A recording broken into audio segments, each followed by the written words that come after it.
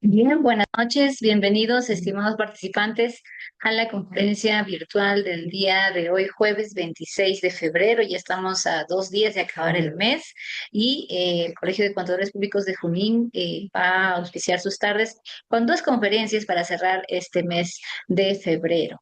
El día de hoy tenemos el tema de retorno a clases, modalidades de contratación en la educación privada. Esto a cargo de nuestro aliado estratégico, SUNAFI, la Superintendencia Nacional de Fiscalización Laboral, se hace presente con este tema ya a puertas de iniciar las clases escolares a nivel nacional, sobre todo en el sector privado. Tenemos que en marzo, recién, bueno, ya quizás en quincena de marzo inician las clases en el sector público, pero esta vez estamos viendo en la educación privada que está próxima ya a iniciar la jornada educativa. Para ello tenemos como ponente al auxiliar de trabajo de la IRE Junín Sunafil, el señor Jenner Eber Rodríguez Guaita, quien es inspector auxiliar de la entidad mencionada. En el lapso de 1 hora en promedio va a desarrollar esta conferencia. Les pedimos por favor a los participantes escribir sus sugerencias, sus comentarios en la parte final de la conferencia para poder absolverlas y para poder escuchar o leer sus consultas. Ya está entonces el expositor en sala desde muy temprano. Esta sesión está siendo grabada y también la van a poder encontrar en nuestro canal de YouTube a partir de mañana para que puedan volver a revisar. Con ese preámbulo, entonces, le damos la más cordial bienvenida, señor Jenner Rebe Rodríguez. Por favor, la sala es toda suya para que pueda iniciar con la exposición. Muchas gracias. Muy buenas tardes. Bueno, como ya me presentó la señorita representante del Colegio de Contadores Públicos de Junín, mi nombre es Jenner Rodríguez Guaita, soy inspector auxiliar de la IRE Junín de la SUNAFIL. Bueno, en esta oportunidad me ha tocado el tema para exponer el caso de retorno a clases, modalidades de la contratación y educación privada. Eh, Señorita, ¿usted va a pasar las diapositivas, disculpe, o yo las comparto? No, no me han dado las diapositivas. Usted A la ver, puede compartir, por favor. un momentito, por favor, un momentito. Mm,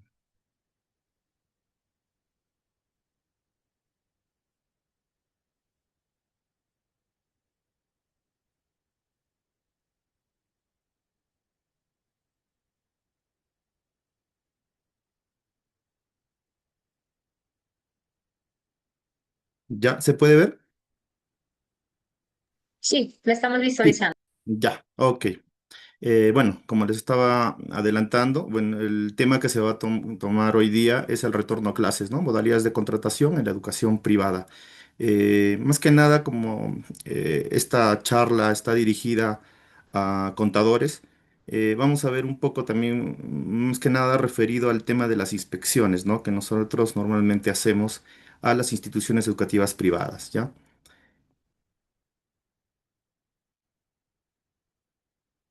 Bueno, tenemos aquí para empezar, la base legal, ¿no? Con la cual vamos a desarrollar el tema. En primer lugar, tenemos la ley 28044, la Ley General de Educación. Luego tenemos la ley 28806, la Ley General de Inspección de Trabajo.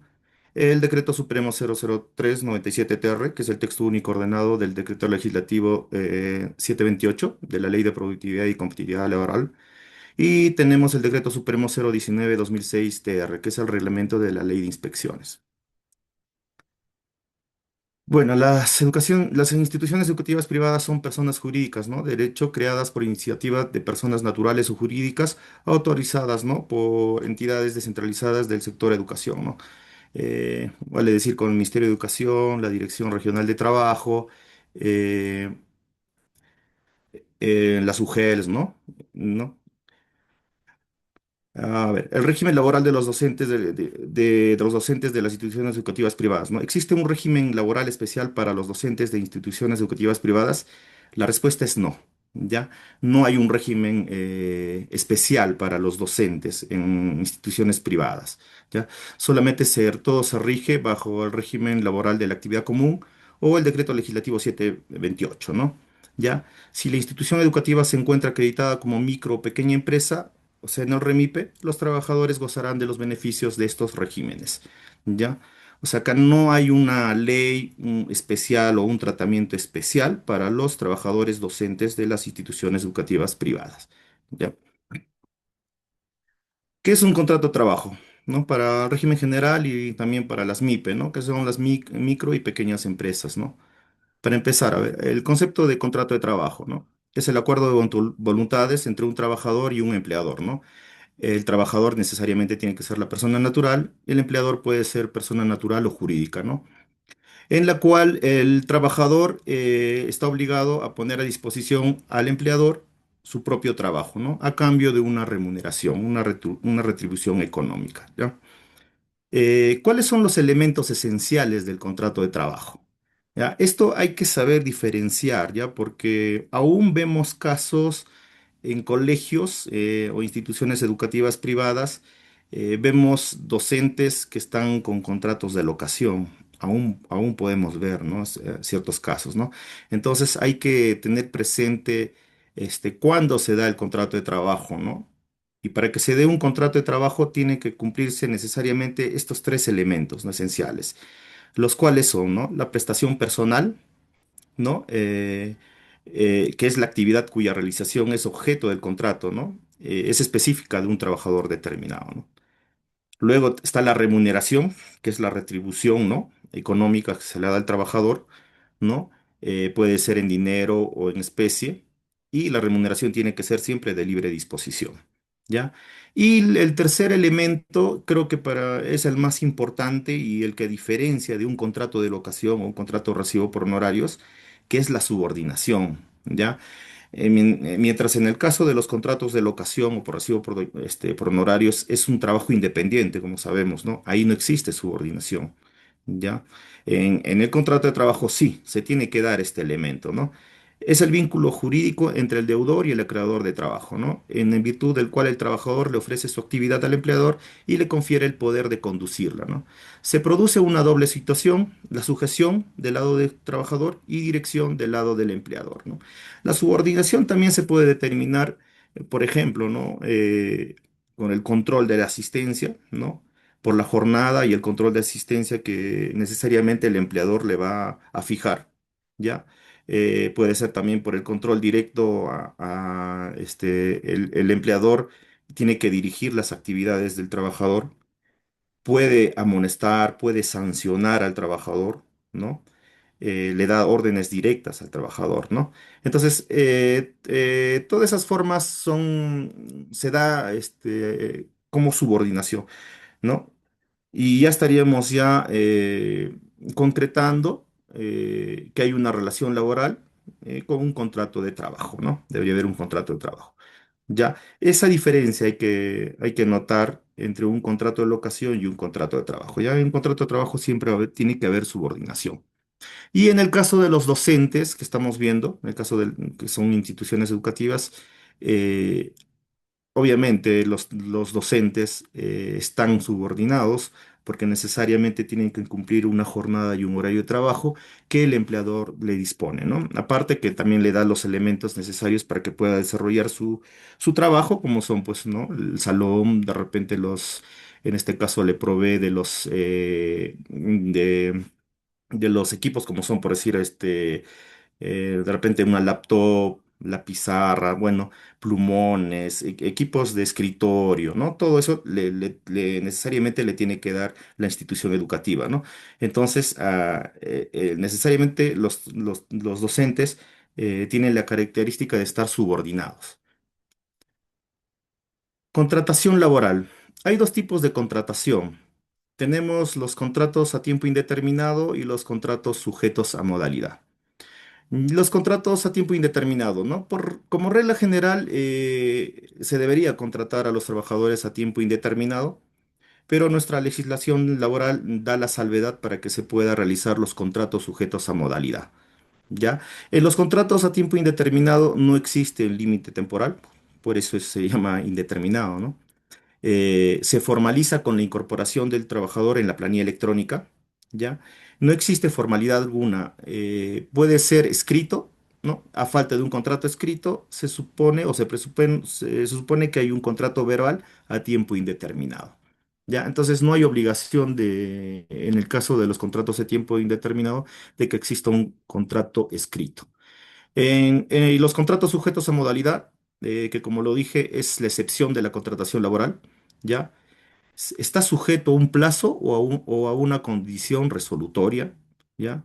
Y necesariamente debe constar por escrito, ¿no? Por triplicado, ¿no? Una copia se le da al trabajador, uno para el empleador y uno se va a tener que, en este caso, bueno, se ha modificado, estoy equivocándome en este punto, ¿no? Ya, de acuerdo a la última ley de simplificación de trámites, los contratos sujetos a modalidad ya no hay obligación de registrarlos en la autoridad administrativa de trabajo, ¿no? En este caso solamente se le da una copia al trabajador y una copia para el empleador, ¿ya? Y también tiene ciertos elementos, ciertos requisitos que se tienen que cumplir para poder celebrar estos contratos sujetos a modalidad, ¿ya? Como lo indiqué, que necesariamente tiene que ser por escrito, ¿no? Tiene que indicar el tiempo de duración, ¿no? Tiene que especificar para qué se está contratando o para qué cargo se le está contratando al trabajador. Y hay un elemento importante que debe cumplirse en todo contrato sujeto a modalidad, que es que se tiene que indicar cuál es la causa objetiva que determina la contratación. ¿Ya? Eso en la práctica, cuando nosotros hacemos las inspecciones en materia de contratos de trabajo, para verificar los contratos de trabajo si es que están bien elaborados o si cumplen con los requisitos que señala la norma, observamos que en muchos casos de que no están omitiendo en poner justamente en una cláusula del contrato esta causa objetiva que determina la contratación. ¿Qué quiere decir? ¿Cuál es esta causa objetiva? Es la justificación de por qué motivo el empleador está contratando bajo determinada modalidad. Eso se tiene que sustentar en el contrato. Ya hemos observado que están obviando y como indica la norma, necesariamente tiene que estar esa causa objetiva porque si no carecería de validez y podríamos desnaturalizarlo ese contrato, ¿no? Y si es que no cuenta con esa justificación. Se desnaturaliza y pasaría a ser a tiempo indeterminado, ¿ya? Como ejemplo, por decir, ¿no? Un ejemplo práctico sería si un colegio está aperturando una nueva sede, un anexo, por decir, ¿no? Está iniciando una nueva actividad en determinado lugar, ¿no? Entonces, en ese caso, podría celebrar contratos sujetos a modalidad por inicio de actividad o incremento de actividad, ¿no? Con esos trabajadores. Y en el contrato de trabajo se sustentaría así, ¿no? Que justamente por la apertura de una nueva sede en tal lugar se contrata, ¿no? Por inicio e incremento de actividad. Entonces ya estaría justificando, esa sería la causa objetiva que determina la contratación. Ya hay que tener mucho cuidado en eso porque todavía observamos, cuando nosotros revisamos los contratos de trabajo, que están obviando justamente en especificar esa causa objetiva. Tenemos diferentes tipos de contratos sujetos a modalidad. Son 9, los cuales están divididos en 3 grupos, que son de naturaleza temporal, accidental y de obra o de servicio, ¿no? Para el caso en particular, bueno, que estamos viendo de los colegios o instituciones educativas, normalmente se ven los contratos por inicio de actividad, por necesidades de mercado o contratos por suplencia, ¿no? Los otros contratos me parece que son más que nada para otras actividades, ¿no? También existen otros tipos de contratos sujetos a modalidad, los cuales están especificados o señalados en los artículos 80 y 81 del texto único ordenado de la Ley de Productividad y Competitividad Laboral. Contratos a tiempo parcial. Ya, este tipo de contratos, bueno, cuando nosotros hacemos las inspecciones, siempre nos dicen, pues, algunos colegios, ¿no? ¿Por qué, cómo puedo ponerle en planilla si mi docente solamente trabaja 10 horas a la semana, ¿no? O se le contrata por determinadas horas, ¿no? Que son mínimas, ¿no? 10 o 12 horas o 15 horas a la semana, ¿no? Entonces, en esos casos se les indica que puede aplicar justamente el contrato a tiempo parcial, porque la norma señala que para que sea a tiempo parcial, ¿no? El trabajo de horas que realiza el colaborador debe ser menos de 4 horas diarias, señala la norma, ¿no? O si la jornada es de 5 días, ¿no? Se divide entre cinco, la cantidad de horas que hace a la semana y debe ser el promedio menos de 4 horas, ¿no? Y si la jornada es de 6 días, de lunes a sábados, entre seis, ¿no? Entonces, ahí está la salida, ¿no? Hay docentes, sí, que mayormente eso se ve en los docentes de secundaria, ¿no? Porque en los docentes de inicial y primaria, ellos normalmente cumplen, sí, cumplen un horario fijo, ¿no? Una jornada y un horario fijo, ¿no? Que puede ser de 8 a 1, a 2, a 3 de la tarde, no sé, ¿no? Ellos sí cumplen su horario normal, ¿no? En cambio, en lo que es secundaria, sí, ¿no? Depende de la materia o del curso. Algunos docentes dictan por horas nada más, ¿no? Entonces, con esos trabajadores se podría hacer un contrato a tiempo parcial y ya estaría ya formalizando con dichos trabajadores, ¿no? ¿Cuál es la formalidad para realizar este contrato? Que necesariamente debe constar por escrito. Y estos contratos sí aún es obligatorio que deben ser presentados ante la autoridad administrativa de trabajo. Ya, estos contratos parciales sí. Ya, me estaba confundiendo hace un momento con los contratos sujetos a modalidad. Los contratos sujetos a modalidad sí no hay obligación ya, ¿no? De presentarlos, en este caso a la dirección de trabajo, ¿no? Pero los contratos a tiempo parcial sí, sí es obligatorio presentarlos, ¿ya? No está, bueno, otra característica del contrato a tiempo parcial, que no está sujeto a ningún límite temporal. Se puede celebrar contrato a tiempo parcial por un año, 2 años, 3 años, 4 años, no indica, no, no hay límite, ¿no? En el tiempo, ¿no? Para poder celebrarlos, ¿ya? ¿En qué caso se desnaturalizan los contratos de trabajo sujetos a modalidad? La norma prevé en cuatro supuestos, ¿ya? El primero es si el trabajador continúa laborando después de la fecha de vencimiento del contrato, ¿no? ¿Ya? O si ha excedido el límite máximo permitido del contrato, ¿no? Por ejemplo, los contratos por necesidades de mercado, la ley señala máximo 3 años, ¿no? Si pasa 3 años, un día, ya bueno, ya se estaría desnaturalizando en ese caso, ¿no? O sumado todos los contratos sujetos a modalidad, porque se puede celebrar, ¿no? Contratos, diferentes tipos de contrato. En un inicio puede ser contratos, por inicio de actividad y luego por necesidades de mercado, ¿no? Sumados esos no debes superar los 5 años, ¿no? Si supera los 5 años ya pasaría a ser tiempo indeterminado, ¿ya? El segundo supuesto, más que nada para el caso de obras, ¿no? Cuando se trata de un contrato para obra determinada o servicio específico, si el trabajador continúa prestando los servicios efectivos, ¿no? Luego de concluida la obra en materia de contrato, ¿no? Es similar a la primera, ¿no? El primer caso de desnaturalización, ¿no? Tercero, si el titular del puesto sustituido no se reincorpora vencido el término legal o convencional y el trabajador contratado continuar elaborando. Esto más que nada para los casos de los contratos por suplencia, ¿no? Cuando se contrata por los casos de que el trabajador titular pueda tener algún tipo de incapacidad, ¿no? O para el caso de las madres gestantes, también, ¿no? Están con descanso médico, ¿no? Se les puede contratar por suplencia por el tiempo que dure el descanso. Y si es que el trabajador sigue laborando una vez concluido ese periodo de descanso que tiene el trabajador titular, también se desnaturalizaría, ¿no? Y el cuarto punto es cuando el trabajador demuestre la existencia de disimulación o fraude a las normas establecidas en la ley. Justo en este cuarto punto encaja el tema de que si el contrato de trabajo no tiene los requisitos de validez, como el que les indiqué, ¿no? De la causa objetiva determinante de la contratación. ¿No? Y si el trabajador observa que su contrato no tiene ese requisito, ¿no? No cumple con ese requisito su contrato de trabajo sujeto a modalidad, podría solicitar su desnaturalización. A ver, tenemos algunos ejemplos o algunos casos, ¿no? De contratos modales. Como les indiqué, los contratos modales más usados para el caso de las actividades de la docente, bueno, de las instituciones educativas.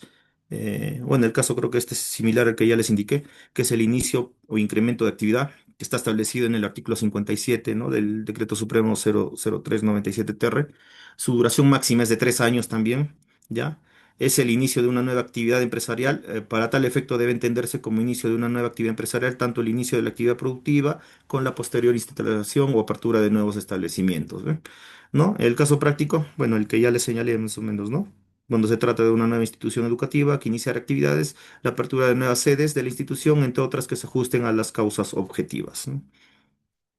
Luego tenemos el caso de un contrato por suplencia. El contrato por suplencia está establecido en el artículo 61 del Decreto Supremo 00397-TR, ¿no? Es la sustitución de un trabajador estable cuyo vínculo laboral se encuentra suspendido por alguna causa justificada prevista en la legislación vigente o disposiciones convencionales, ¿no? El ejemplo, ¿no? Cuando se requiera cubrir a una trabajadora estable que se encuentre con licencia por maternidad, ¿no? A un trabajador con licencia prolongada o con descanso médico, entre otros que se ajusten a las causas objetivas, ¿no? En esos casos se podría celebrar ese contrato. Del periodo de prueba, ¿no? El periodo de prueba es de 3 meses, ¿no? Eso está por ley, ¿no? Luego del cual el trabajador adquiere protección contra el despido arbitrario, ¿ya? La ampliación del periodo de prueba no puede exceder en conjunto a un periodo inicial de 6 meses en el caso de trabajadores calificados o de confianza y de un año en el caso del personal de dirección. Ya, acá tenemos una interrogante. ¿El trabajador debe superar el periodo de prueba para ser registrado en planilla? La respuesta es no. El trabajador tiene la obligación de registrar a sus trabajadores en planilla dentro del día en que estos ingresen a prestar sus servicios. ¿Ya? Algunos empresarios vemos cuando hacemos las inspecciones que aún tienen la idea equivocada del periodo de prueba y ellos tienen la idea de que el periodo de prueba es sin estar en planilla. Vale decir que a partir recién del cuarto mes ellos señalan de que están obligados a registrarlos en planilla recién después, ¿no? De pasado los 3 meses. No es así, pues, ¿no? La norma señala que desde el primer día que comienza a laborar el trabajador ya se le debe dar de alta en el T-registro, ¿no? Y al momento de ustedes de dar de alta en el T-registro, automáticamente se genera el formulario de alta, que es el formulario 16041, ¿no? Al alta de los trabajadores, y están en la obligación de entregarle una copia al trabajador dentro del día, ¿no? Del registro también. Ya es obligatorio entregar esa constancia, ¿no? Así el trabajador sabe que está ya registrado en la planilla de la empresa, ¿no? O en este caso de la institución educativa. Del certificado de trabajo. Extinguido el contrato de trabajo, el trabajador recibirá del empleador dentro de las 48 horas un certificado en el que se indique, entre otros aspectos, lo siguiente, ¿no? El tiempo de servicios, la naturaleza de labores desempeñadas, ¿no? Solo a solicitud del trabajador se indicará además la apreciación de su conducta o rendimiento. ¿Ya? Eso hay que tener en cuenta, ¿ya? Si es que el trabajador no solicita, si no solicita que se indique cuál ha sido su forma de trabajo, ¿no?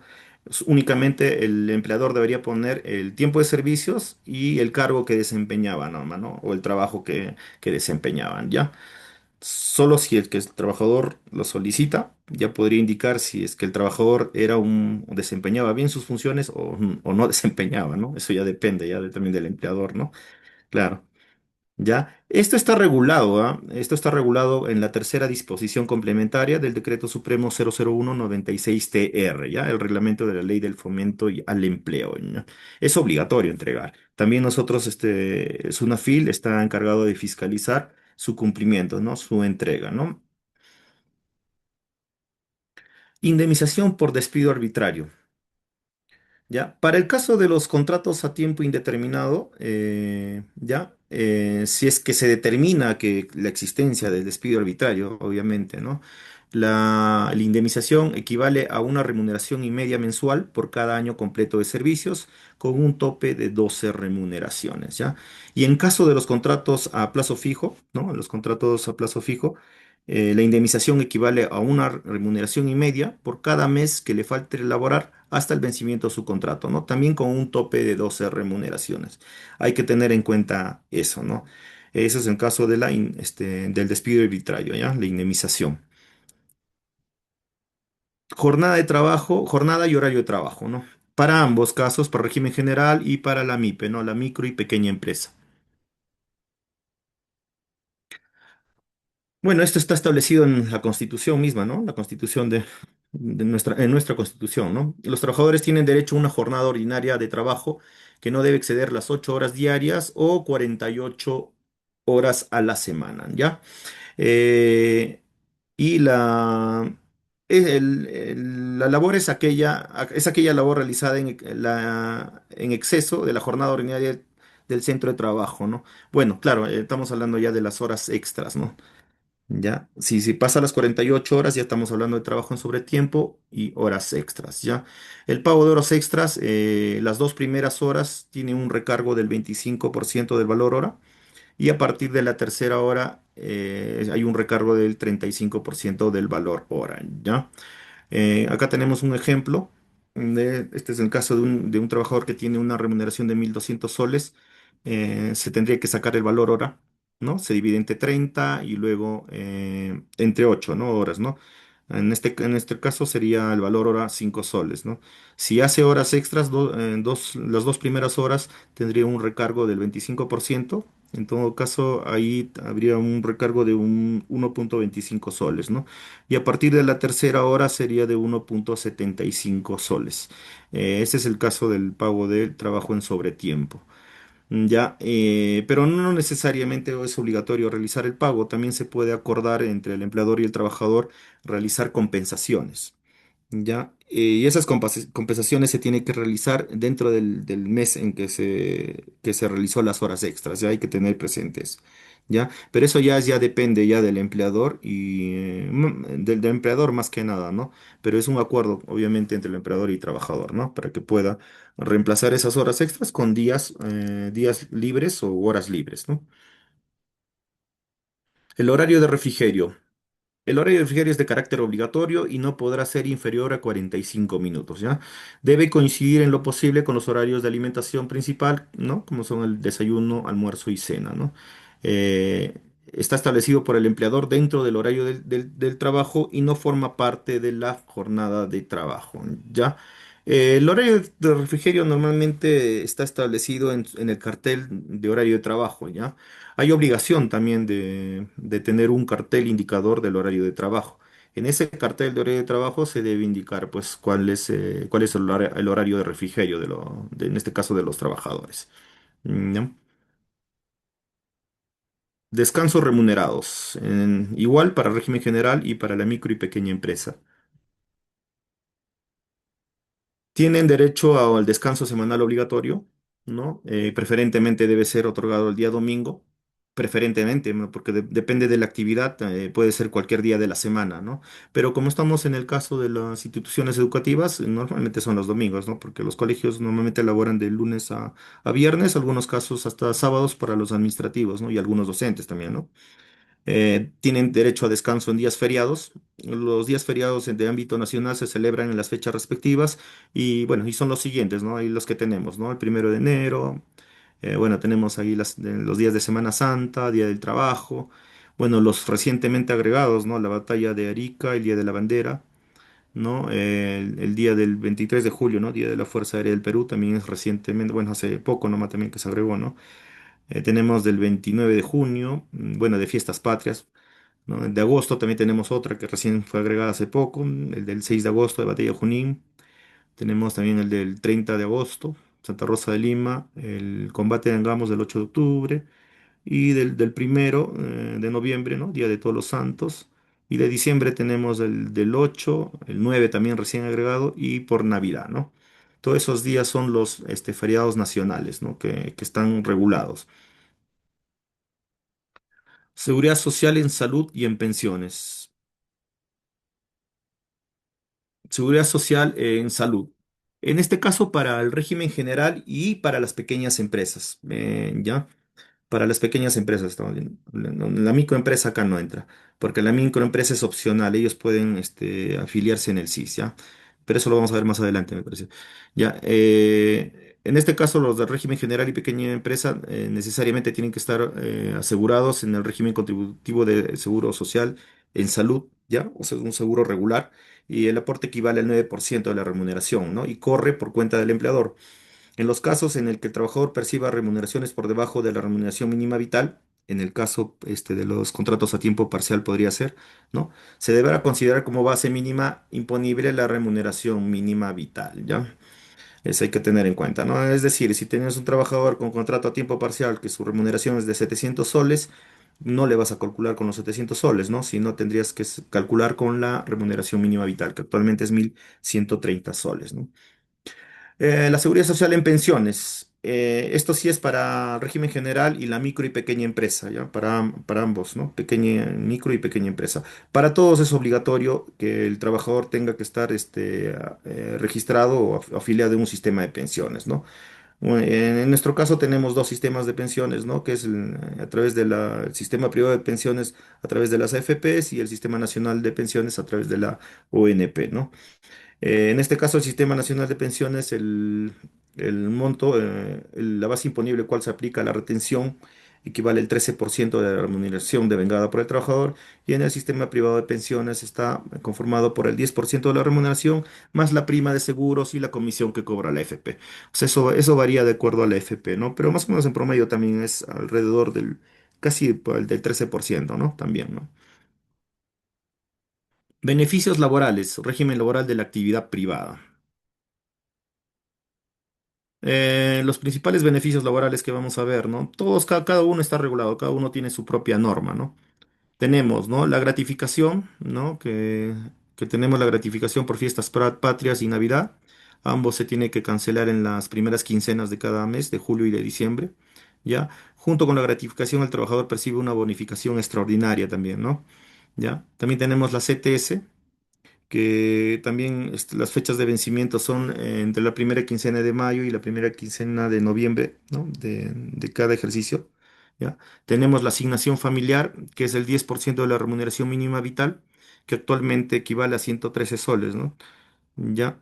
Y esto es para los que tengan a cargo uno o más hijos menores de 18 años o mayores de 18 años que se encuentren efectuando estudios superiores o universitarios, ¿no? Hasta 24 años, ¿ya? También para mayores de 18 años con discapacidad severa debidamente certificada, ¿no? De conformidad con la norma de autoridad, de la autoridad normativa, la autoridad nacional de salud, ¿no?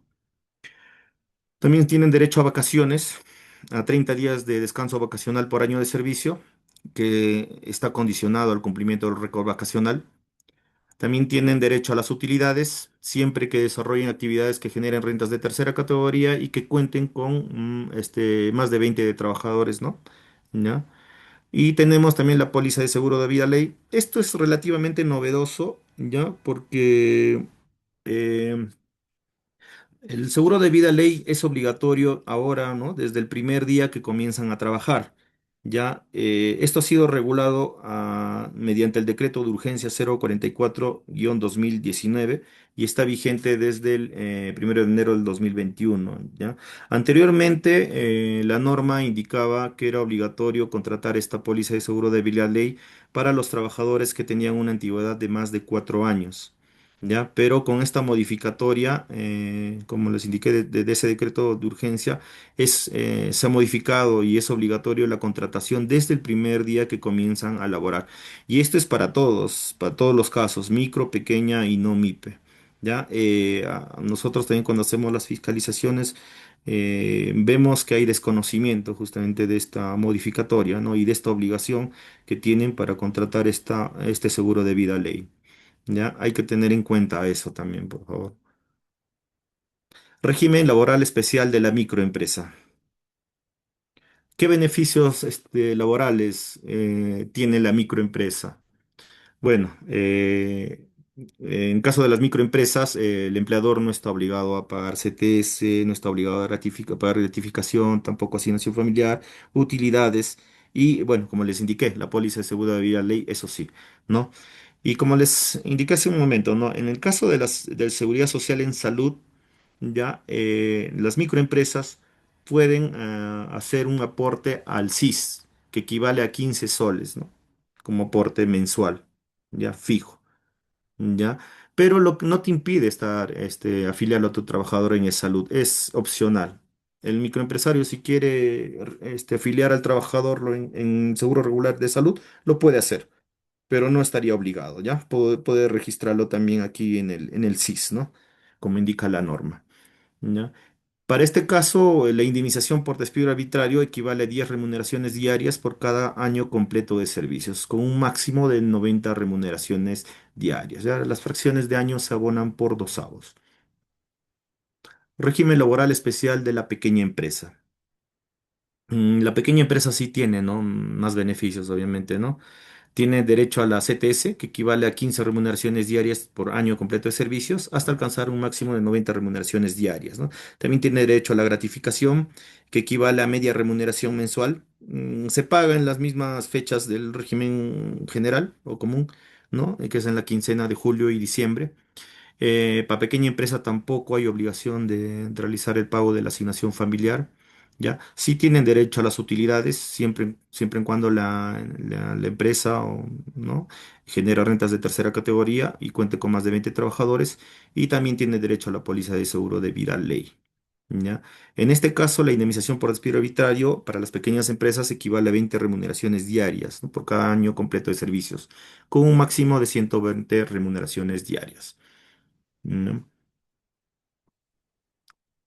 Procedimiento inspectivo.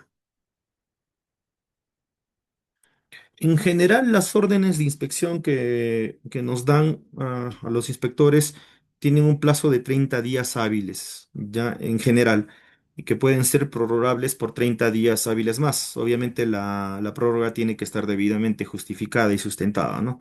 ¿Ya? Para los casos especiales, como son las órdenes de inspección en materia de seguridad y salud en el trabajo, no deben superar los 30 días hábiles. ¿Ya? Ellos sí no pueden pasar más de 30 días hábiles en esos casos de seguridad y salud en el trabajo. ¿Ya?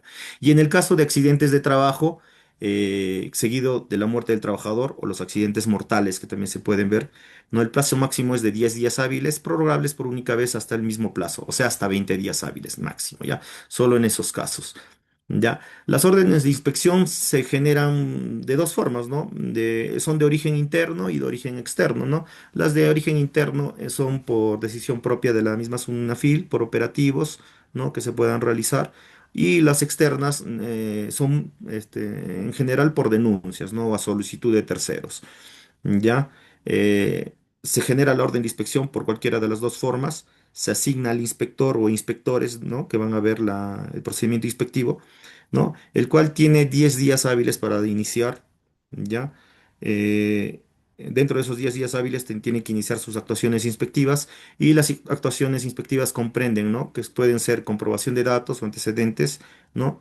requerimientos de información por medio de sistemas de comunicación electrónica. Ahora lo realizamos mediante casilla electrónica, ¿no? Visitas de inspección a los centros de trabajo o lugares de trabajo y requerimientos de comparecencia, ¿no? Las comparecencias se pueden hacer en el mismo centro de trabajo o en las oficinas en este caso, de la Autoridad Administrativa de Trabajo, ¿no? Todas esas son las actuaciones inspectivas, ¿no?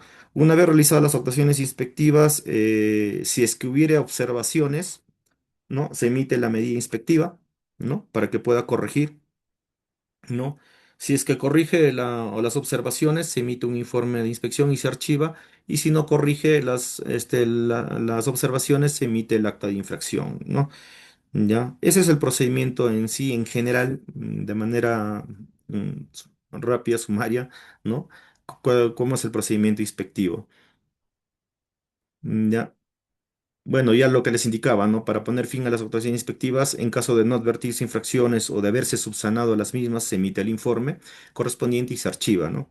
Y en caso de no subsanarse las infracciones detectadas o estas tengan de carácter de insubsanable, se emite el acta de infracción, en mérito del cual se da inicio de oficio al procedimiento sancionador. Aspectos sancionadores del caso, vamos a ver algunas, nada más. Eh, todo esto está regulado, ¿no? en el reglamento de la Ley General de Inspecciones, que es el Decreto Supremo 019/2006 TR y modificatorias. Acá tenemos el caso, por decir, ¿no? Una infracción leve es el incumplimiento de las obligaciones sobre planillas de pago o registro que la sustituya o registro de trabajadores y prestadores de servicios, siempre que no esté tipificado como infracción grave. Como, por ejemplo, a ver, ¿en qué caso se podría infraccionar? Puede darse una infracción leve. Por decir, en el caso de que al trabajador no se le haya registrado su centro de trabajo. Pongamos que sea un centro educativo que tenga sedes, ¿no? Dos sedes o tres sedes, ¿no? Y no se le haya declarado el lugar donde está trabajando, ¿no? Y si el inspector advierte eso y se le requiere para que deba modificar eso en la planilla y no cumple, puede incurrir en una infracción leve, ¿no? ¿Ya? Infracciones muy graves es no registrar a los trabajadores, pensionistas, prestadores de servicios, personal contratado bajo modalidades formativas laborales, los practicantes, personal de terceros o derechohabientes en las planillas de pago o planillas electrónicas. ¿ya? La infracción que se incurre es por cada trabajador, pensionista, prestador de servicios, personal en formación, modalidad formativa, ¿no? O personal de terceros o derechohabientes. O sea, hay que tener en cuenta, la infracción es por cada uno, ¿no? Ya. En prestadores de servicios estamos hablando de los locadores, ¿no? En personal contratado bajo modalidades formativas estamos hablando de los practicantes. Personal de terceros, también pueden ser los locadores, o en este caso de ser el caso, ¿no? El personal de intermediación, pero bueno, no necesariamente aplica, ¿no? También los derechohabientes de las planillas, en este caso los familiares, ¿no? El esposo, la esposa, los hijos, ¿no? ¿Ya? Eso hay que tener muy presente. La infracción es por cada trabajador y vamos a ver un ejemplo, cómo se daría la posible infracción si es que el empleador no subsana las observaciones que pueda ver el inspector. ¿Ya? Tenemos otras infracciones graves: no pagar u otorgar íntegra y oportunamente las remuneraciones y beneficios laborales, no depositar íntegra y oportunamente la compensación por tipo de servicios, ¿no? ¿Ya? Esas son infracciones graves. En el 24.4 está incluido pues también las gratificaciones, ¿no? Las gratificaciones y cualquier otro beneficio que tenga derecho de recibir el trabajador, ¿ya? Infracciones muy graves también tenemos para el caso de las vacaciones, ¿no? O trabajo de horas extras o trabajo nocturno, ¿no? O, o no darle los descansos, las licencias o permisos, ¿no? Está tipificado en el numeral 25.6 como una infracción grave. Acá tenemos el caso que les estaba indicando, ¿no? Esta es una inspección que, bueno, un inspector realiza a una empresa que está acreditada como microempresa, y durante el procedimiento inspectivo encontró a 9 personas, ¿no? Que no se encontraban registradas en planilla. Obviamente el inspector ha determinado los tres elementos de la relación laboral, porque eso hay que desarrollar para poder hacer un requerimiento formal. Ya se ha determinado que son trabajadores de la empresa. Entonces el inspector requiere a la empresa que los ponga en planilla, pero en este caso la empresa no cumple con ponerlos en planillas. Entonces, ¿qué hace el inspector? El inspector va a proponer una infracción, ¿no? Como vemos el caso, como es microempresa, sería el 0.23% de la UIT de acuerdo a la tabla de infracciones que tenemos ahí abajo como microempresa. Es una muy grave, ¿no? El 0.23 por 9. Para el caso, actualmente la UIT está a 5.500 soles, ¿no? Para este caso, la infracción sería de 11.074.50 soles. Ya que es una infracción muy grave y es por cada trabajador afectado a la infracción, ¿ya? Hay que tener muy en cuenta eso. Aquí tenemos la tabla de multas ya actualizada, ¿no? A la UIT de este año. Como observan, se divide en tres grupos, que son la microempresa, las pequeñas empresas y las no MIPES, las que no están registradas. Varía, ¿no? De acuerdo a la categoría, ¿no? Las infracciones se dan de acuerdo a la gravedad y a la cantidad de trabajadores afectados. Bueno, para finalizar, comunicar que tenemos la app Una fila en tus manos.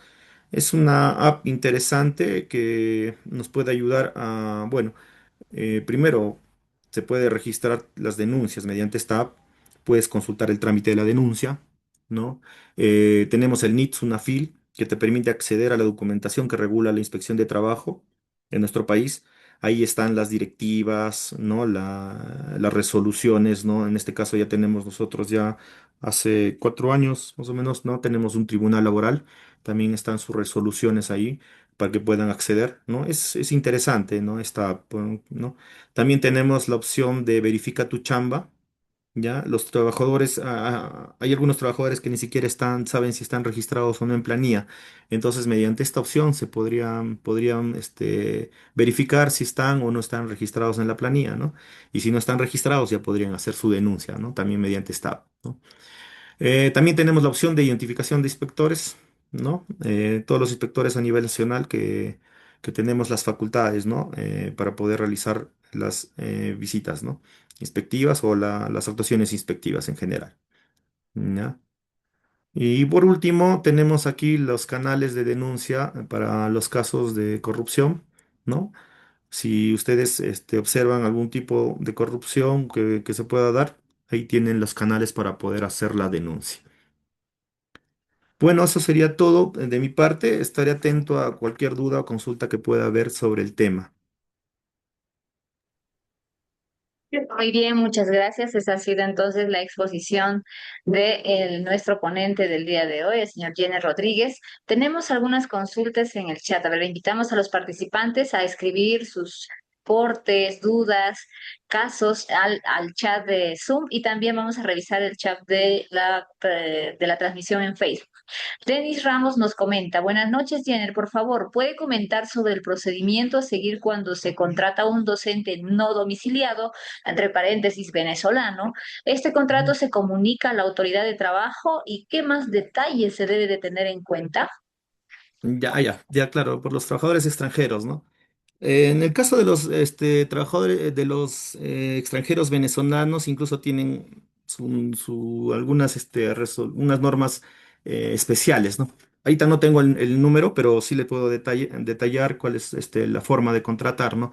En esos casos sí, obligatoriamente tiene que ser esos contratos por escrito. ¿Ya? ¿Por qué? Porque está supeditado a... Normalmente estos trabajadores venezolanos tienen un carnet de extranjería, ¿no? Que tienen un tiempo, un límite que le da, ¿no? El Estado de permanencia, el cual lo pueden renovar, ¿no? Y obviamente justamente por esos límites necesariamente se le tiene que hacer realizar contratos sujetos a modalidad temporales, pues, ¿no? Por el tiempo que pueda durar su permanencia o el límite que tenga, ¿no? La autorización, ¿no? De acuerdo al carnet de extranjería. Entonces, esos contratos de extranjeros necesariamente tienen que constar por escrito y necesariamente tienen que estar registrados en la autoridad administrativa de trabajo. ¿Ya? Obviamente, para poder registrarlo a estos trabajadores, los trabajadores tienen que estar formalizados, pues, ¿no? No vas a poder realizar con un extranjero que sea ilegal, pongámoslo así, ¿no? O que no tenga sus documentos en regla. Necesariamente va a tener que tener sus documentos en regla. Y para esto es su carnet de extranjería, ¿no? Mínimo, o sea, tiene que tener su carnet de extranjería para que pueda darle de alta incluso en la planilla, ¿no? En la planilla, en el te registro, ¿no? Te pide, ¿no? Justamente si no es DNI, es carnet de extranjería y ahí están registrados, ¿no? En este caso, los extranjeros, ¿no? Los trabajadores extranjeros, ¿no? Ajá. También, bueno, en caso ya incluso vemos que hay casos de venezolanos que ya tienen DNI, ¿no? Pero bueno, de ellos ya sí no hay problema, ¿no? El tratamiento es normal, ¿no? Como un peruano más, ¿no? Ujú, Excelente. Tenemos una consulta más de Rolando. Dice, buenas noches, ponente Jenner, consulta. Los docentes en su mayoría inician las clases el 1 de marzo y ujú, terminan el 31 de diciembre. ¿Se sí. puede celebrar el contrato por temporada? En todo caso, ¿qué tipo de contrato se debería celebrar? Por temporada no sería. Por temporada más que nada es para los contratos, por decir un ejemplo, ¿no? Por campaña navideña, ¿no? Por temporada, ¿no? No puede ser, ¿no? Ahí, ¿no? Para que se le contrate por 2 meses, 3 meses.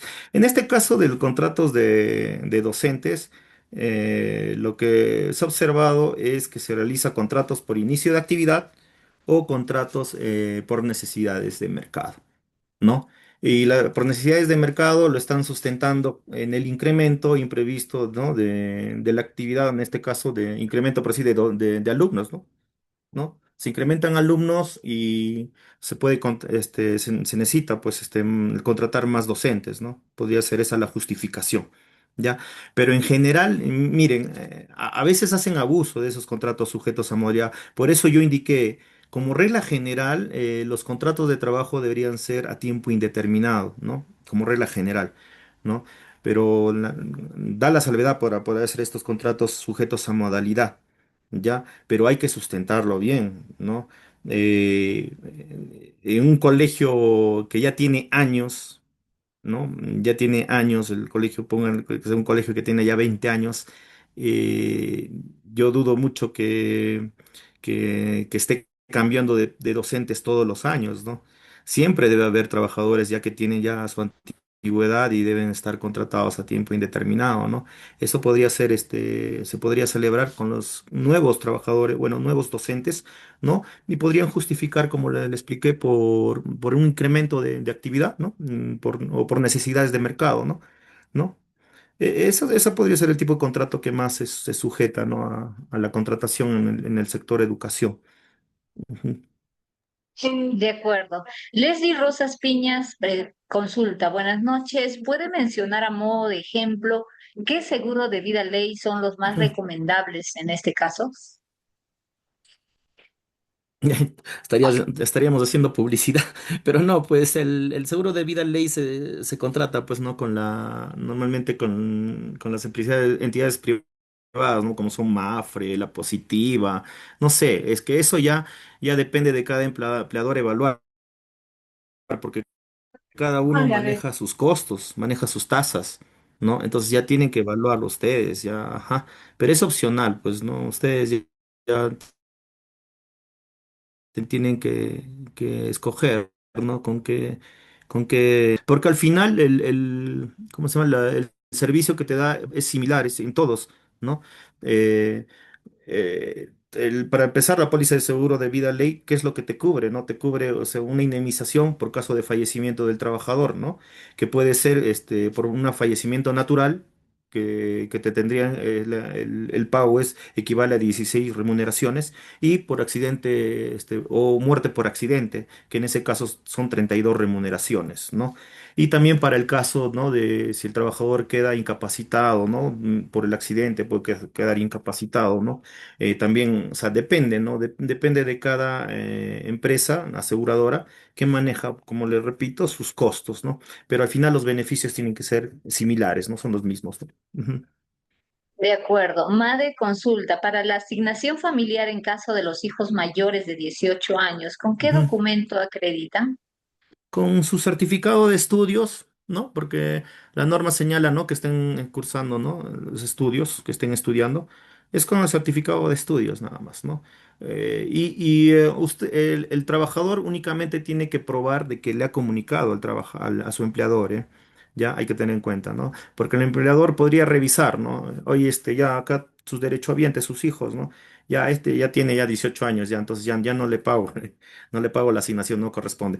Entonces, para que tú sigas percibiendo esa asignación familiar, necesariamente vas a tener que ponerle en conocimiento al empleador de que tu hijo, bueno, o el hijo en este caso, está cursando estudios, y puede ser con el certificado de estudios, ¿no? Que pueden emitir, en este caso, el centro educativo, ¿no? Para el cual está estudiando, ¿no? El hijo. Ujú.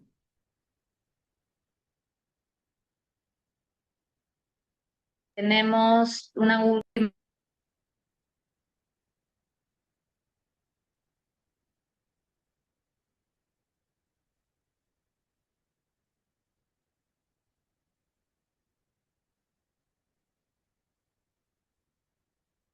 Ah, ¿se me escucha? Creo que Perdón. Le decía, disculpen, el sí. Colegio de Contadores certifica a nuestro Oye. ponente Rodríguez Guaita Jenner Ever por su participación como ponente en la conferencia de retorno a clases, modalidades de contratación en la educación privada desarrollada de manera virtual el 26 de febrero del 2026 con una duración total de 3 horas académicas. Firman al pie del certificado nuestra decana, la CPC Maritza Maribel Yaca Surichaki, y nuestra directora secretaria, la CPC Marisol Berta Chávez Pineda. Tenemos entonces con Oye. esta certificación, estimado Jenner, Ujú. mostrarle la gratitud a Muchas SUNAFIL gracias. por el tiempo dedicado, ¿no? Ujú. A brindarle mayor conocimiento a nuestros agremiados y toda la comunidad contable. Pero hay una consulta más, estimado Sí, Jenner, si me... sí, sí veo ahí que Sí, hay una, ¿no? Dice, el seguro de vida ya. ley se tiene que declarar en el plan, Ajá, dice, ¿no? No sí. necesariamente, no es obligatorio declarar eso. No, no es obligatorio. Ujú. Ya. Ya. Acá dice, en una microempresa se puede hacer las aportaciones de salud por algunos trabajadores y en el SIC por otros trabajadores. Sí, sí se puede hacer. Ya no quiere decir de que si un trabajador ya está en salud, todos tienen que estar en salud, ¿no? En caso de microempresa, ¿no? Como le digo, es opcional, ¿no? Es opcional, ¿no? Eso ya depende ya del empleador, ya, ¿no? Al final, ambos prestan los mismos servicios. Ya, a ver, dice, si he trabajado más de 5 años continuos dictando taller de computación en una escuela estatal sin contrato, solo acuerdo verbal, pero emito recibo por honorarios mensualmente, se desnaturalizó el contrato, tengo derecho al contrato indeterminado. Entiendo, es una escuela estatal, Sí. ¿no? Eso dice, ¿no? Una escuela estatal. No, en este caso estamos viendo lo que es instituciones educativas en el ámbito privado. En este caso, en el del Estado ya tiene otro tratamiento ya, amigo. No, no habría, en este caso no se podría, tiene su propio tratamiento, ¿no? Con sus normas, ¿no? Ujú. Sí. A ver, buenas noches. Si actualmente se aporta el seguro, ¿puedo bajar el aporte al SIS?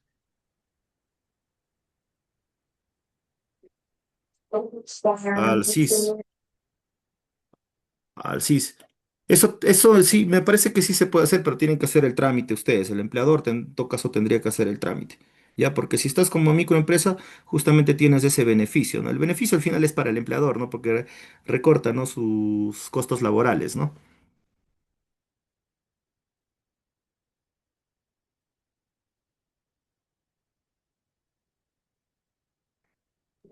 Alice, Natalie García dice, si el trabajador abandona su puesto y no entrega sus documentos ni nada, ¿qué puedo hacer como empleador? ya está hablando de abandono de trabajo, es lo que voy entendiendo, ¿no? Para empezar, para que se configure el abandono de trabajo tiene que pasar más de 3 días, dice, ¿no? Si más de 3 días, al cuarto día ya se está configurando el abandono de trabajo. Y el procedimiento que debería seguir es, primero, ¿no? Esperar los 3 días, obviamente. Al cuarto día, si es que no llega, emitir la carta de preaviso, primero, ¿no? O la carta de despido, si es que cree conveniente, ¿no?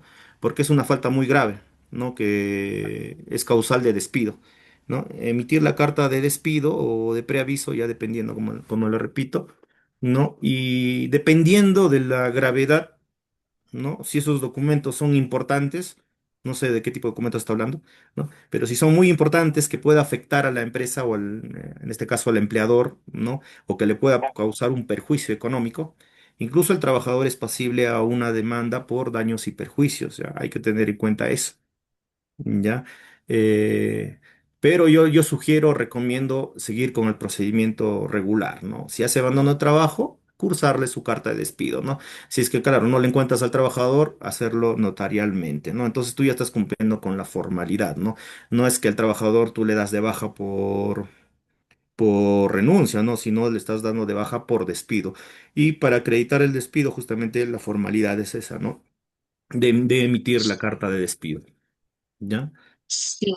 Creo que las dos últimas preguntas no son del tema, si usted lo pudiera revisar, Jenner. A ver, en mi caso, mi empresa es régimen pequeña empresa y está el 10 de marzo. Ah, y el 10 de marzo pasa al régimen general.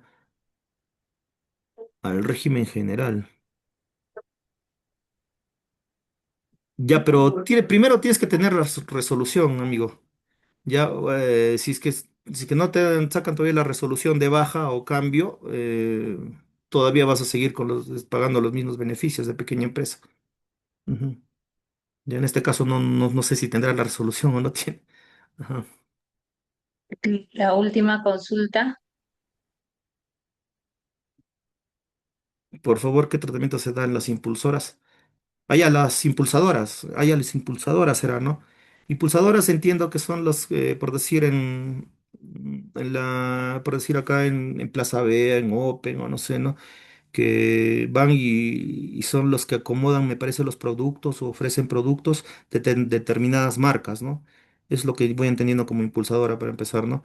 El tratamiento es igual, es el mismo, ¿no? Como les repito, el contrato de trabajo tiene los tres elementos que detallé, ¿no? Si se dan los tres elementos, y en el caso de impulsadoras, obviamente hay subordinación, porque las impulsadoras no hacen su trabajo independientemente, o sea, las impulsadoras no hacen lo que quieran, pongámoslo así, ¿no?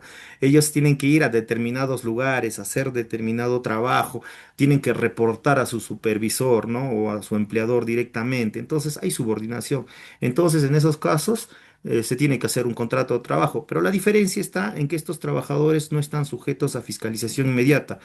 Hay dos tipos de trabajadores, los trabajadores que están sujetos a fiscalización inmediata y los que no están sujetos a fiscalización.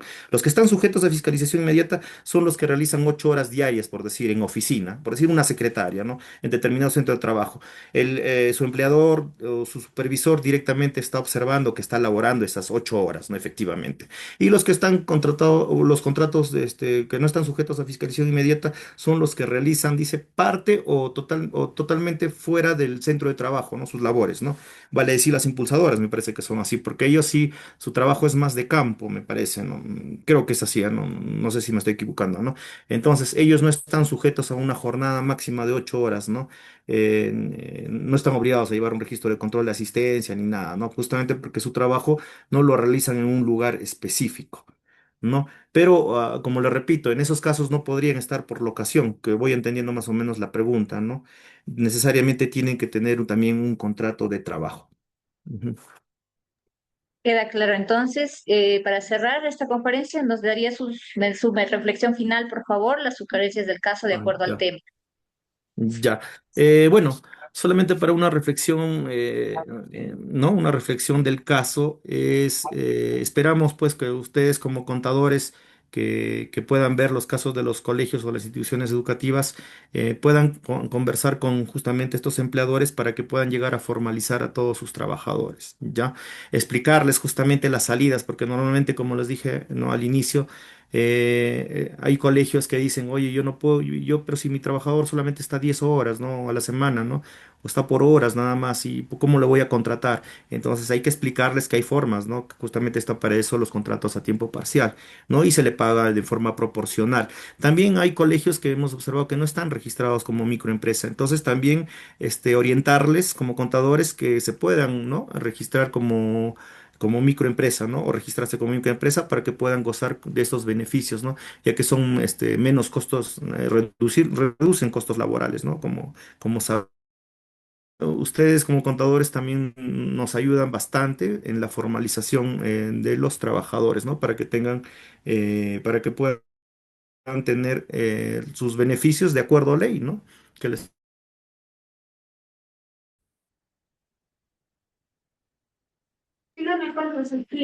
Muy bien, creo que se paralizó la, eh, la conexión con el ponente Jenner, pero esa ha sido la exposición del día de hoy. Le agradecemos en Ujú. sobremanera el tiempo dedicado. Ha sido esta la conferencia, el retorno a clases, modalidades de contratación en la educación privada. Muchas gracias, estimado Jenner. Nos vemos en una próxima oportunidad. Ujú. Permítame ahora compartir la pantalla para que puedan ver la conferencia de mañana viernes. Tenemos el tema de minería formal, beneficios, impuestos y detracciones a cargo de SUNAT, del contador, bueno, Delso Sierra Rocío Florinda, funcionaria de SUNAT, estará a cargo de esta ponencia. Los esperamos entonces mañana a las 6 de la tarde para que puedan participar. Los materiales académicos de estas ponencias las van a encontrar en nuestra página web y las grabaciones estarán en nuestro canal de YouTube. Les agradecemos a todos por su participación, a los que han asistido por el aula Zoom y también por la transmisión en nuestra página de Facebook. Muchas gracias a todos. Nos vemos el día de mañana. Buenas Gracias. noches, muchas gracias.